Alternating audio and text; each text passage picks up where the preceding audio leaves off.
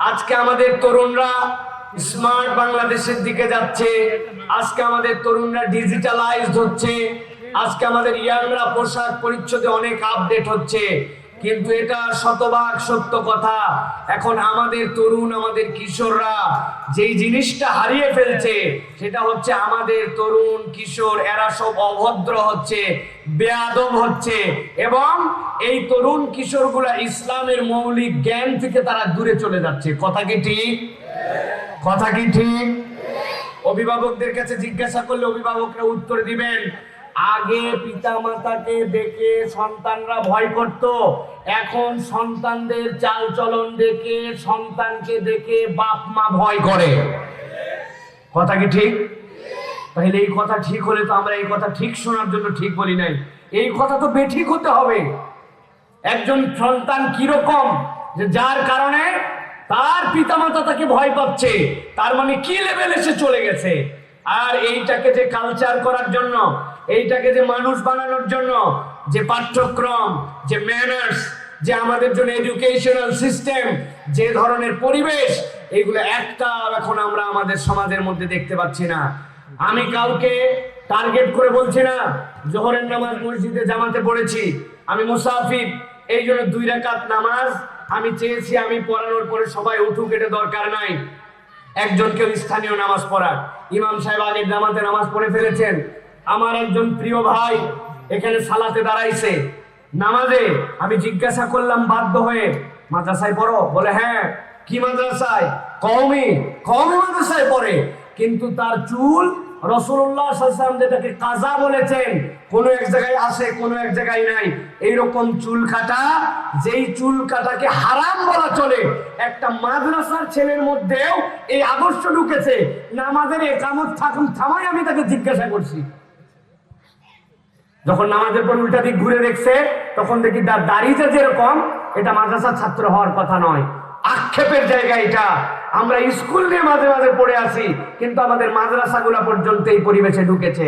সেরকম জায়গাতে এই বেগ পরিবার, আপনাদের এই এলাকাবাসী, আপনাদের এই ভাই ব্রাদার ভালোবেসে আমাদের তরুণদের মাঝে দিন ছড়িয়ে দেওয়ার জন্য এক পাড়ার হাফেজ, 5 ওয়াক্ত সালাতে উদ্বুদ্ধ করা, এরপরে নতুন নতুন সূরা যেগুলো গুরুত্বপূর্ণ এগুলো মুখস্থ করা, নামাজের তালিম তারবিয়াত, এইগুলার যে দিক নির্দেশনা দিচ্ছে, আমরা মনে করি বর্তমান বাংলাদেশের বাস্তবতায় এটা কেবলমাত্র ফরিদপুরের এই জায়গায় নয়, বাংলাদেশের প্রত্যেকটা ইউনিয়ন, প্রত্যেকটা গ্রামে দায়িত্বশীল মানুষদের এই উদ্যোগ নেওয়া দরকার, ঠিক কি না?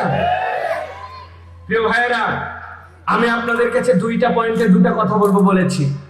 1 নম্বরে বলবো, নবী করিম সাল্লাল্লাহু আলাইহি ওয়াসাল্লামের নির্দেশনার আলোকে নবী করিম সাল্লাল্লাহু আলাইহি ওয়াসাল্লাম যখন বিদায় হজে গিয়েছেন, ওই বিদায় হজে রাসূলুল্লাহ সাল্লাল্লাহু আলাইহি ওয়াসাল্লাম উম্মতকে কিছু দিক নির্দেশনা দিয়েছেন।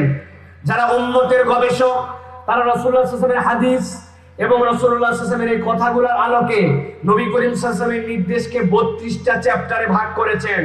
এই 32টা চ্যাপ্টারের মধ্যে পুরা কোরআনুল কারীমের মানব সমাজের, মানব সভ্যতার যা দিক নির্দেশনা সব আল্লাহ রাব্বুল আলামিন রাসূলুল্লাহ সাল্লাল্লাহু আলাইহি ওয়াসাল্লামের মাধ্যম দিয়ে এর মধ্যে ঢুকাই দিয়েছেন। আমি 32টার মাঝ থেকে আমার ছোট্ট ভাই, যারা কষ্ট করে এসে সকালে এসেছো, আসার পরে এই জায়গাতে ঘোরাফেরা করেছো, চমৎকার একটা ব্যাগ পেয়েছো, সাইকেলগুলা কাঁধের দিকে যেন তাকায় তাকায় হাসতেছে, কখন যেন সাইকেলগুলা তাদের কোলে উঠে পড়বে, পিঠে ব্যাগগুলো নিয়ে ঘুরে ফিরতেছে, তারা দেখে এত খুশি লাগতেছে, ওদেরকে দেখে ওদের মুখগুলো উজ্জ্বল হয়ে গেছে। তারপরে দুপুরবেলা বিরিয়ানি খাইছে, আনন্দ পেয়েছে বাচ্চারা। এই যে আনন্দের মাধ্যমে তাদেরকে দ্বীনের দিকে আসা, এটা অন্য কারো শিক্ষা নয়, এটা মুহাম্মদ সাল্লাল্লাহু আলাইহি ওয়াসাল্লামের শিক্ষা। নবীজি বাচ্চাদেরকে সবচেয়ে বেশি ভালোবাসতেন, সুবহানাল্লাহ। নবীজি একদিন বিকালবেলা বেরিয়ে গেছেন, যাওয়ার পরে এক বাচ্চা বিকালবেলা খেলে, তো নবীজি দেখলেন তার একটা পাখির বাচ্চা আছে। নবীজি ওই দিন পাখির বাচ্চাটা না দেখে তাকে জিজ্ঞাসা করলেন, তুমি যে একটা পাখির বাচ্চা প্রতিপালন করো, ও মায়ের, তোমার পাখির বাচ্চাটার খবর কি? তার মানে নবী করিম সাল্লাল্লাহু আলাইহি ওয়াসাল্লাম কত বড় ব্যক্তিত্ব, আর ছোট একটা বাচ্চা, ছোট একটা পাখির বাচ্চার ব্যাপারেও তিনি খবর রেখেছেন। সাহাবায়ে কেরামকে নিয়ে নবীজি নামাজ পড়ছেন, নবীজি সিজদা থেকে উঠছেন না। সাহাবীরা চিন্তা করলো কি ব্যাপার, নবীজি কি জান বেরিয়ে গেল কিনা। 2-1 সাহাবী একটু মাথা বাঁকা করে দেখছেন, দেখেন না, নবীজি উঠতেছে না, তার কারণ নবীজির আদরের নাতি তার ঘাড়ের উপরে সিজদার সময় বসে আছে। ওর আনন্দ, ও যে ঘোড়া বানাইছে নবীজিকে বানায়া তার পিঠের উপরে সওয়ার হয়েছে, আর আমার নবী সিজদায় আছেন। নবীজি উঠার পরে বলছেন ওর আনন্দটা যেন দ্রুত শেষ না হয়, এই জন্য একটু দীর্ঘ সিজদা করলাম। সোনা বলবেন না? এক বাচ্চা আসছে, নবীজি তার মুখে চুমু দিয়েছেন। একজন সাহাবী বলছেন, ইয়া রাসূলুল্লাহ, আমার 10টা বাচ্চা আমি চুমু দেই না। নবীজি বলছেন, তোমার হৃদয়ে যদি আল্লাহ দয়া না দেয় তা আমি কি করতে পারি? তাহলে এই বাচ্চাদেরকে স্নেহ দেওয়া, এই বাচ্চাদেরকে আদর করে টেনে নেওয়া, এই বাচ্চাদেরকে নার্সিং করা, এই বাচ্চাদেরকে আদর ভালোবাসায় তাদেরকে ইসলামের দিকে ডাকা, এটা হচ্ছে রাসূলুল্লাহ সাল্লাল্লাহু আলাইহি ওয়াসাল্লামের নির্দেশনা। কিন্তু আমরা এখন উল্টা করে ফেলেছি। আমাদের সমাজে এরকম অনেক মুরব্বী আছে, গার্ডিয়ান আছে, যাদের আচরণের কারণে আমাদের বাচ্চারা মসজিদ ছাড়া হয়। হয়তো কোনো একটা বাচ্চা একটু কথা বলে ফেলছে, বাচ্চাটা বুঝে নাই, কিন্তু মসজিদে গিয়েছে, কথা বলে ফেলছে, ওই মুরব্বির তো রাগে গজগজ। আমি উদাহরণ দিয়ে মাঝে মাঝে বলি, এটা আপনাদের জানা থাকার কথা।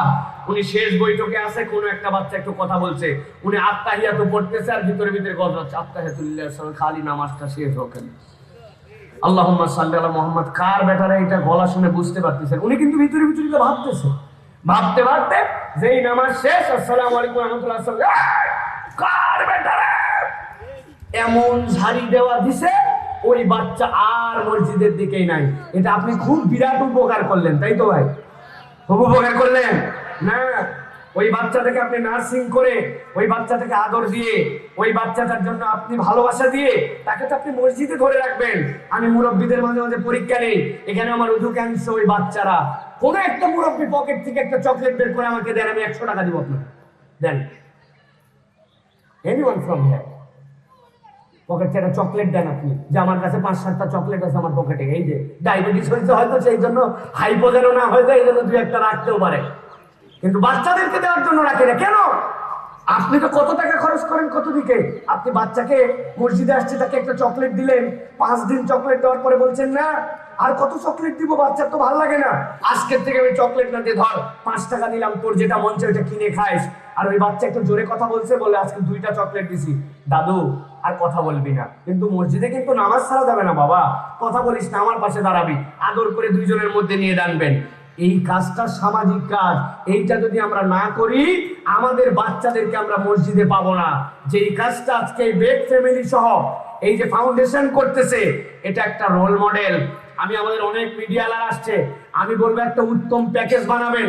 কেবলমাত্র আমরা কথা বলে গেলাম এরকম না, এখানে কি করা হয়, কি কালচার করা হয়, কিভাবে প্রজেক্টটা নেওয়া হয়, দেশবাসী যেন এখান থেকে একটা আইডিয়া পায়, এইরকম ভাবে আপনি সামথিং প্রেজেন্ট আপনি এরকম করে করেন। এবার আমি মূল কথায় আসি। আমি আপনাদের জন্য, আমার তরুণ, আমার ছোট যারা, তাদেরকে বলবো, বাবারা তোমরা আমার ছোট ভাইয়ের মতো, তোমাদেরকে রাসূলুল্লাহ সাল্লাল্লাহু আলাইহি ওয়াসাল্লাম জীবন থেকে 5টা আদেশ ফলো করতে বলবো। এই 5টা আদেশ তুমি যদি ফলো করো তাহলে ইনশাআল্লাহ তুমি একটা সুন্দর মানুষ হিসাবে মানুষের দোয়া নিয়ে এই দুনিয়ার বুকে চলতে পারবে এবং চরিত্রটাও তোমার সুন্দর হতে শুরু করবে। 1 নম্বরে বলবো, তুমি কাউকে না বুঝে আইডল বানাবে না। আজকের থেকে বুঝে নাও, এই কথা হয়তো ছোট মানুষ হিসেবে একটু ভার কথা। না বুঝে কাউকে সেলিব্রিটি, কাউকে আইডল, কাউকে অনুসরণযোগ্য, কেউ আমার জন্য ফলোয়ার, আমি অমুকের ফলোয়ার, এইটার থেকে আজকের থেকে এই কথা তোমাকে ত্যাগ করতে হবে। অমুকে একটা সিনেমা করছে, সিনেমার মধ্যে তুমি দেখেছো তার নায়কোচিত পারফরমেন্স, এমন ভাবে সে ফাইট করছে, তুমি জানো না ওই একটুকু ফাইট করে নাই, এটা পিছনে গ্রিন স্ক্রিন দিয়ে মিথ্যা একটা অভিনয় করছে, ও কোনো প্রকৃতার্থে বীরই নয়। খোঁজ খবর নিয়ে দেখবে 3 তলা পর্যন্ত হাইটে উঠতে পারে না, হাইটে উঠলে দ্বন্দ্বের হয়ে যাবে, ওর কোনো এনার্জি নাই। অথচ তুমি তাকে মনে করছো আইডল, সে তোমাকে দেখাইছে এইরকম করে ভালোবাসতে হয়, এরকম করে অবৈধ প্রেম প্রীত করতে হয়, সে একটা আদর্শের মানদণ্ড স্থাপন করেছে, অথচ সেইটা তোমার ইসলাম, তোমার আমার নীতি নৈতিকতায় নিষেধ। অতএব আমি বলবো, কোন খেলোয়াড় অথবা কোন সিনেমার নায়ক অথবা কোন গল্পের চরিত্র, এইগুলা কোনোটাই তোমার আমার জন্য অনুসরণযোগ্য আইডল হবে না। অনুসরণযোগ্য আইডল হতে হলে কোরআন সুন্নাহর মানদণ্ডে তাকে উতরাতে হবে। কোরআন সুন্নাহ আইডল কাকে বলে? আল্লাহ রাব্বুল আলামিন কোরআনুল কারীমের সূরা কলম 68 নম্বর সূরা 10 নম্বর আয়াতের মধ্যে আল্লাহ বলেছেন না বুঝে কয় শ্রেণীর মানুষকে অনুসরণ করা যাবে না। আল্লাহ কোরআনে বলছেন লা ওয়ালা তুতি কুল্লা হাল্লাফিন মাহিন হাম্মাজিন মাশাইম বিনামিম মান্নাইল লিল খায়রি মুতাদিন আসিম উতুল্লিন বাদা যালিকা জানিম। আল্লাহ রাব্বুল আলামিন বলছেন যেই ব্যক্তি কথায় কথায় শপথ করে আল্লাহর কিরা, আল্লাহর কসম, মায়ের কসম, বাপের কসম, তোর চোখের কসম, তোর এলবিডব্লিউর কসম, তোর ব্যাটের কসম, আছে না ভাই? খালি কসম আর কসম। আল্লাহ বলছেন যে কসম বেশি করে কখনো আপনি তাকে অনুসরণযোগ্য মনে করবেন না। বুঝবেন এই ছেলের মধ্যে ঘাপলা আছে, মিথ্যার জন্য কসম বেশি করতে হয়। নির্দেশনা কার? আল্লাহ। আল্লাহ নিষেধ করেছেন। 2 নম্বরে যে লাঞ্ছিত, এই কসম করার কারণে লাঞ্ছিত হয়ে যায় মানুষ, তার অনুসরণ করা যাবে না। আল্লাহ এরপরে বলছেন যেই ব্যক্তি পশ্চাতে নিন্দা করে, একের কথা অপরের কাছে লাগায়, তোমার কাছে এসে বলছে দোস্ত জানিস তুই যখন ছিলি না আমার ওই বন্ধুটা তোর ব্যাপারে কি বলছে, আপনি হিসিওর থাকবেন যে অপরের কথা আপনাকে এখন এসে লাগাচ্ছে, আপনি যখন থাকবেন না আপনার এই কথাটা অপরের পিছে লাগাবে, পেছনের কথা বলে। এরকম কোন মানুষ বন্ধু এদের সাথে আমাদের সম্পর্ক থাকবে না, তাকে সতর্ক করতে হবে না তুমি এটা করতে পারো না, এইটা করা যাবে না। আল্লাহ এরপরে বলছেন সীমা লঙ্ঘন করে যে মান্নাইল লিল খায়রি মুতাদিন আসিম, কল্যাণের কাজে সীমা লঙ্ঘন করে।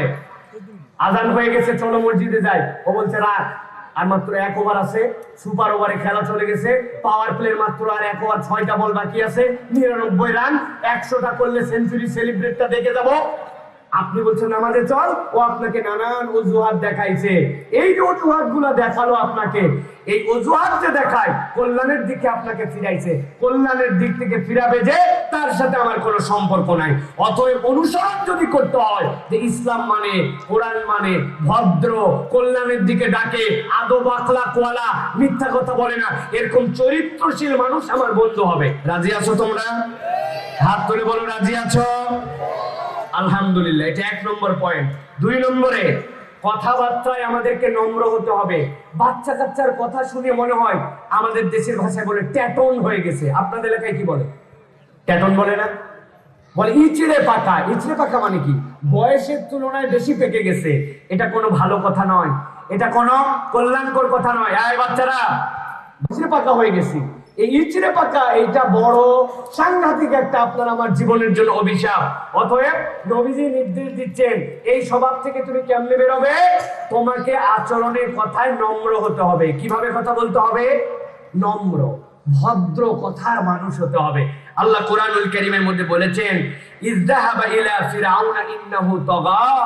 ওই যে ফিরআউন, যে চূড়ান্ত বিরাট বড় আল্লাহ রাব্বুল আলামিনের দুশমন, আল্লাহ রাব্বুল আলামিনের পথ থেকে সরে গেছে। আল্লাহ বলছেন হারুন আর মুসা আপনি যখন যাবেন, যাওয়ার পরে ফাকুলা লাহু কওলান লাইয়িনা লাআল্লাহু ইয়াতাযাক্কারু আও ইয়াখশা। আল্লাহ বলছেন যে আল্লাহকেই মানে না, আনা রাব্বুকুমুল আলা বলছে, আল্লাহ বলছেন তার কাছে যাওয়ার পরেও আপনি তার কাছে নরম কথা বলবেন।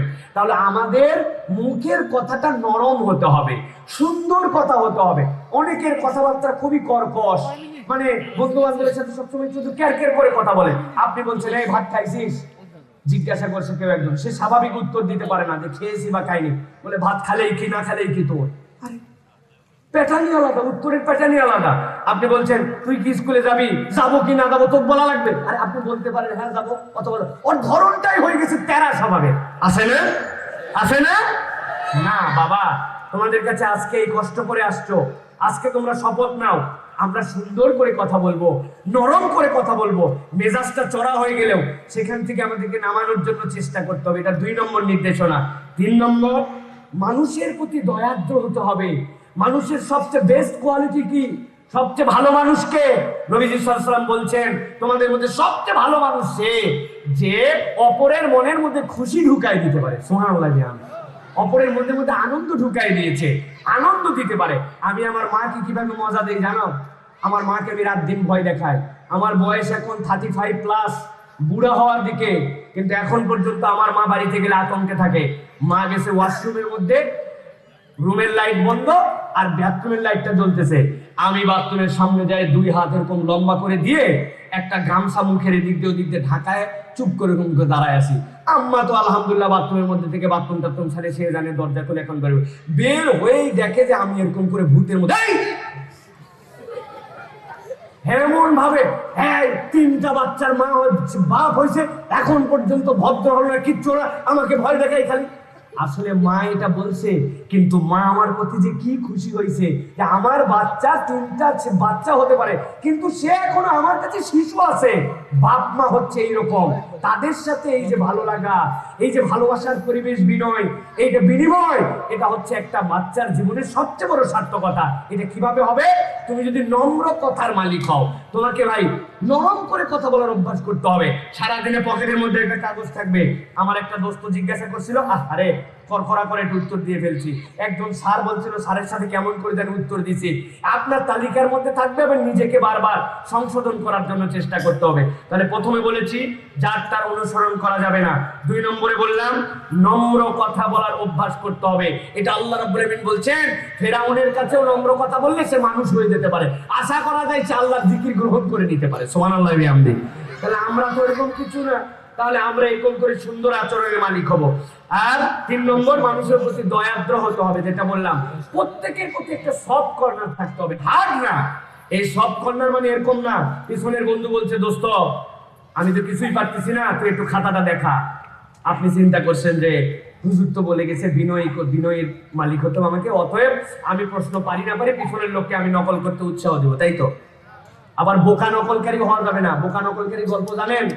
একজন খাতা লিখছে, স্যার দেখছে কি খাতা লেখে যে খাতার নিচে পুরো উত্তরের নিচে লেখা আছে যে তুই করে রফিককে দিস।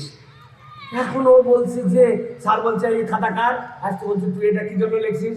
বলছে স্যার আল্লাহর কসম করে বলছে আমি প্রশ্ন কমন পড়িনি, তো সামনের ছেলেকে বলছিলাম তুই যদি নকল করে লিখতেছিস হলে আমাকে দিস। তো হলে দেওয়ার পরে ও চিন্তা করছে যে ওর পিছনে যে তার পিছনে আবার রফিক আছে, তো নিচে লিখে দিচ্ছে তোর হলে রফিককে দিস।